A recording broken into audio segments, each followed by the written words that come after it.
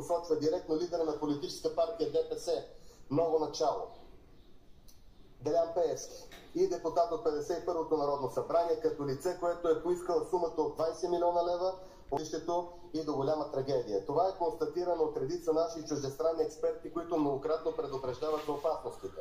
Независимо от изискването на техническите поръчки, изпълнителят предприема действия за замяна на планираните наклонно насочени сондажи с такива, които са с вертикална насоченост. Поради олекотената конструкция на самите сондажи ще се спестят и усвоят около 100 милиона лева.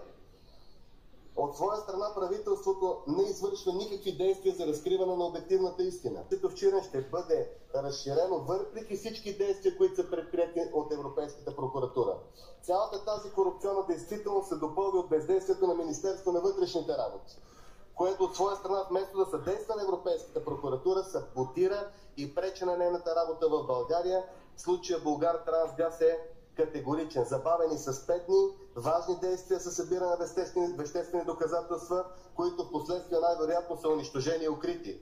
С една основна иманентна константа – политическа партия ГЕРБ и Делян Пеевски. Независимо от тези факти, правителството предложи управляващото мнозинство в последствие прие колосални суми в сферата на енергетиката. 625 милиона лева са предвидени за финансиране на инвестиционен проект за разширяване на газохранилището и инфраструктурата на Булгартрансгаз. Вместо да бъде организирана двустранна среща между министър-председателя на България и президента на Турция, на която да бъде поставен за обсъждане въпросът за огромната корупционна измама, наречена Боташ, и да бъде незабавно искано прекратяването на този договор без последствия за българската държава заради международна корупция, премиерът Желязков и министърът на енергетиката се оплакват в парламента, че нямало клауза за прекратяване на този договор и всичко зависело от турската страна, която да прекрати този договор, който е сключен при явно неизгодни условия за България и да отиваме на арбитраж.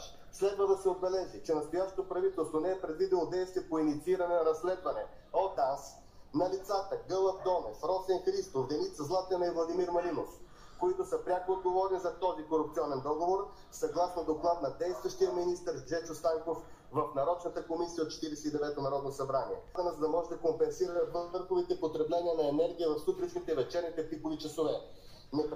Непрекъсването на енергийния пазар с една единствена цела, именно върховите потребления да се покриват от други електроцентрали, основно свързани с лицето Христо Ковачки.